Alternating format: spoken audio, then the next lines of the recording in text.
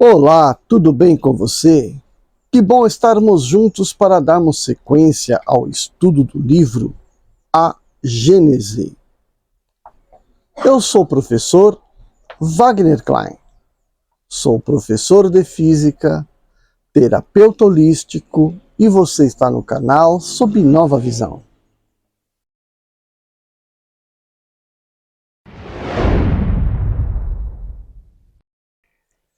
Hoje a gente vai começar o capítulo 11, Gênese Espiritual. E esse capítulo é bastante extenso, com muitos itens aqui a ser discutidos. Lembrando que provavelmente nada daqui a gente tenha uma contrapartida no mundo material, né, na nossa história, para que a gente possa fazer uma discussão aí, atualizando ideias, né? Então vamos lá. O primeiro item é princípio espiritual. Parágrafo 1. A existência do princípio espiritual é um fato que não tem, por assim dizer, mais necessidade de demonstração que o princípio material. É de alguma sorte uma verdade axiomática. Afirma-se por seus efeitos como a matéria por aqueles que lhe são próprios. Segundo o princípio, todo efeito tem uma causa. Todo efeito inteligente deve ter uma causa inteligente. Não há ninguém que o faça, não há ninguém que não faça a diferença entre movimento mecânico de um sino agitado pelo vento e o movimento desse mesmo sino destinado a dar um sinal, uma advertência, atestando por isso mesmo um pensamento, uma intenção. Ora, como a ninguém pode vir a ideia de atribuir o pensamento à matéria do sino, disso se conclui que não há, que está movido por uma inteligência a qual serve de instrumento para se manifestar. Pela mesma razão, ninguém tem a ideia de atribuir o pensamento ao corpo de um homem morto. Se o homem vivo pensa, é pois que há nele alguma coisa que não há mais quando ele está morto. A diferença que existe entre ele e o sino é que a inteligência que faz mover este está fora dele, ao passo que a que faz o homem agir está nele mesmo. Então, esse primeiro item, né, é assim, bem aristotélico, né? Você parar, pensar, interpretar aquilo que você vê, aquilo que você entende, mediante a sua cultura. O sino pode se agitar sozinho pela própria matéria? Não. Mas pode se mover pelo vento? Pode. O vento é inteligente? Não. O vento tem uma direção e sentido. É uma força natural de movimento do ar que vai carregar o sino junto e, portanto, fazê-lo badalar. Mas, se é uma pessoa que está chacoalhando o sino, é por conta de uma intenção nessa pessoa. Se essa pessoa estiver morta, ela não vai poder fazer aquilo no sino. Mas ela não continua sendo uma pessoa? Sim, vai continuar sendo uma pessoa morta, que está se decompondo, já não abriga mais uma inteligência. Portanto, a inteligência não é parte da matéria, mas ela está na matéria humana ou na matéria animal, né? Bom, parágrafo 2. O princípio espiritual é o corolário da existência de Deus. Sem esse princípio, Deus não teria razão de ser, porque não se poderia mais conceber a soberana inteligência reinando durante a eternidade somente sobre a matéria bruta, que um monarca terrestre não reinando durante toda a sua vida, senão sobre as pedras. Como não se pode admitir Deus sem os atributos essenciais da divindade, a justiça e a bondade, essas qualidades seriam inúteis se não devessem se exercer senão sobre a matéria. Então está claro aqui, né? O nosso conceito de bondade, o nosso conceito de justiça está atrelado a uma divindade. Né? Então essa divindade não pode atuar simplesmente sobre a matéria, tem que atuar sobre todos, né? Sobre todas as pessoas, sobre todas as inteligências. Item 3. Por outro lado, não se poderia conceber um Deus soberanamente justo e bom, criando seres inteligentes e sensíveis para destiná-los ao nada. Depois de alguns dias de sofrimento sem compensações, repassando sua visão dessa sucessão indefinida de seres que nascem sem o ter pedido. Pensam um instante para não conhecerem senão a dor e se extinguirem para sempre depois de uma existência efêmera. Então, novamente, concebida a ideia da existência de um Deus que nos criou, por que nos criaria para ter uma vida efêmera, né? De nascer, sofrer, morrer. Uns nascem muito bem, não sofrem nada, morrem, e outros nascem, sofrem, morrem. Então, qual conceito de bondade e justiça estaria nesse Deus? Não se encaixaria. Então não pode-se admitir essas duas características de Deus para a existência única de um indivíduo, de um espírito. É necessário que ele exista várias vezes e que, portanto, ele possa experimentar as várias situações de vida. Certo? Sem a sobrevivência do ser pensante, os sofrimentos da vida seriam, da parte de Deus, uma crueldade sem nenhum objetivo. Eis porque o materialismo e o ateísmo são os corolários um do outro, negando a causa. Não podem admitir o efeito. Negando o efeito, não podem admitir a causa. O materialismo é, portanto, consequente consigo mesmo, se não é com a razão. Quarto, a ideia da perpetuidade do ser espiritual é inata ao homem. Nele está o estado de intuição e de aspiração. Compreende que só aí está a compensação às misérias da vida. Por isso sempre houve e sempre haverá mais espiritualistas que materialistas, e mais deístas do que ateus. À ideia intuitiva e ao poder do raciocínio, o Espiritismo vem acrescentar a sanção dos fatos, a prova material da existência do ser espiritual, de sua sobrevivência, de sua imortalidade, de sua individualidade. Ele precisa e define o que está pensando, o que este pensamento tinha de vago e de abstrato. Mostra-nos o ser inteligente agindo fora da matéria, seja depois, seja durante a vida desse corpo. Parágrafo 5. E aí é uma pergunta seguida de uma resposta. O princípio espiritual e o princípio vital são uma mesma coisa? Resposta. Partindo, como sempre, da observação dos fatos, diremos que, se o princípio vital fosse inseparável do princípio inteligente, não haveria aí qualquer razão para confundi-los.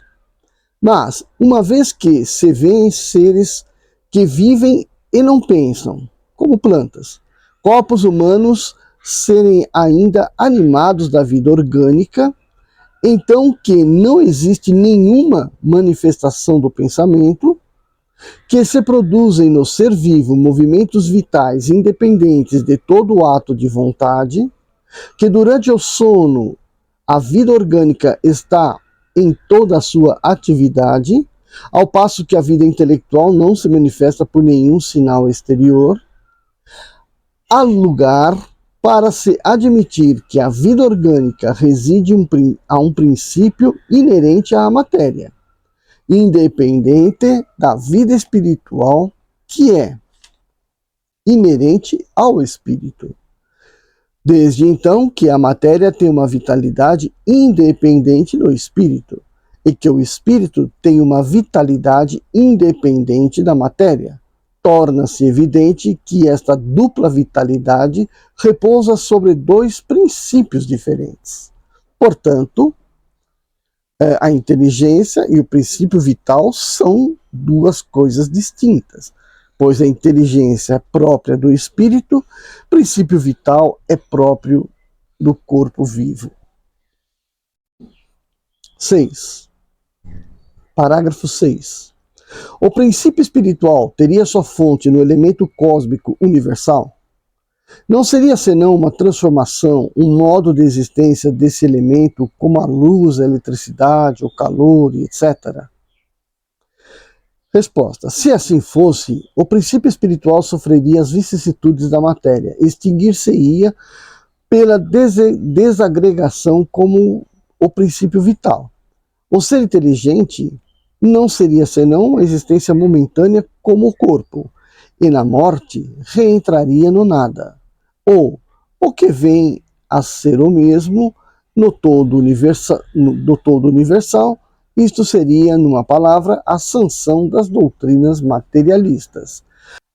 As propriedades sui generis que são reconhecidas no princípio espiritual provam que ele tem a sua existência própria, independente, uma vez que, se tivesse a sua origem na matéria, não teria essas propriedades. Uma vez que a inteligência e o pensamento não podem ser atributos da matéria, chega-se à conclusão, remontando dos efeitos à causa, de que o elemento material e o elemento espiritual são os dois princípios constitutivos do universo. O elemento espiritual individualizado constitui os seres chamados espíritos. Como o elemento material individualizado constitui os diferentes corpos da natureza, orgânicos e inorgânicos. Parágrafo 7. Sendo admitido o ser espiritual e sua fonte, não podendo estar na matéria, qual é a sua origem? O seu ponto de partida? Resposta. Aqui os meios de investigação fazem absolutamente falta. Como em tudo o que se prende ao princípio das coisas, o homem não pode constatar senão o que existe. Sobre todo o resto, não pode emitir senão hipóteses. E seja que esse conhecimento ultrapasse a capacidade de sua inteligência atual, seja que há para ele inutilidade ou inconveniência em possuí-lo para o momento, Deus não lhe o dá mesmo pela revelação.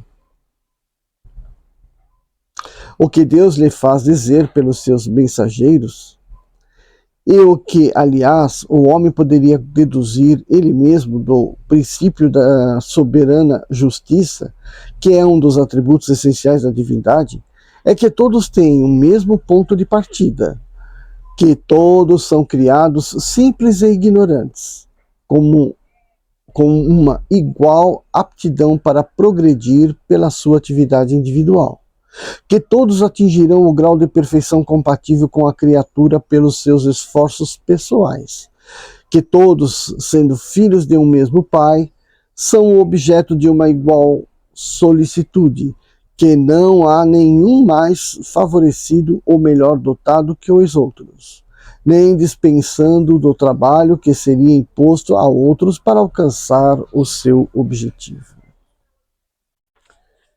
8. Ao mesmo tempo que Deus criou mundos materiais de toda a eternidade, igualmente criou seres espirituais de toda a eternidade. Sem isso, os mundos materiais estariam sem objetivo.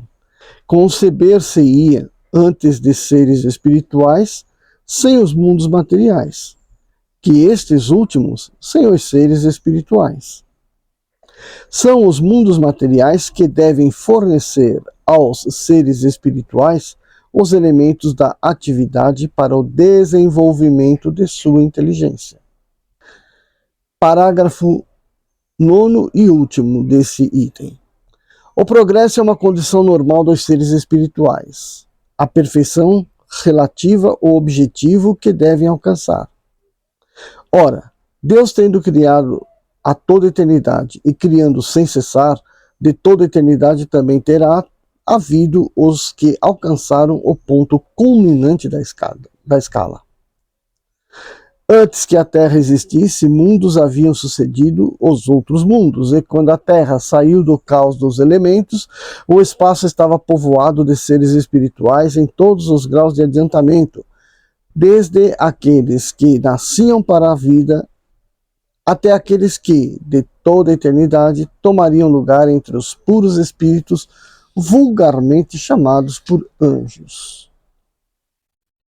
Então, este daqui foi o primeiro item da Gênese espiritual, que é o princípio espiritual.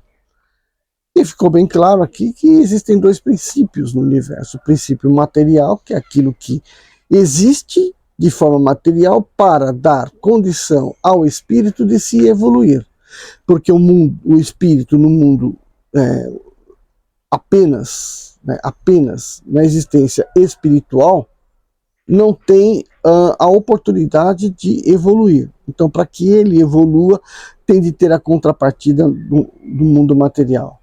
E no mundo material, o espírito vem encarnar e, portanto, começar a conhecer esse mundo material. E que desde sempre, desde a eternidade, Deus criou as duas coisas. Tá.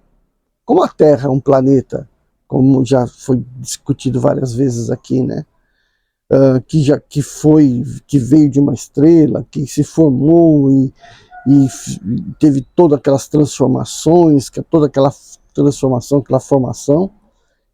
Quando chega na condição de ser humano aqui, o espírito, tem que se lembrar que muito antes disso já existia o espírito. Então, muitos outros espíritos que tiveram a sua formação, seu desenvolvimento em outros mundos, já estarão provavelmente numa condição muito, muito mais elevada do que os seres humanos. Muitos espíritos já atingiram a condição dos que chamamos por anjos, arcanjos, orixás. Pois então, são espíritos que já têm uma evolução muito, muito grande. Não dá mais para ser um espírito encarnando para aprender aqui a conhecer o nosso planeta. Bom, então, o próximo item é união do princípio espiritual e da matéria, que eu vou emendar aqui com hipóteses sobre a origem dos corpos humanos. Fica então para nosso próximo vídeo. Se você gostou do que você ouviu, deixa seu like. Ah, mas eu não gostei muito não, mas deixa seu like, ajuda a gente a construir esse programa de estudo. Se você ainda não está inscrito, se inscreve, deixa seu comentário, divulga nas suas redes sociais, tá bom?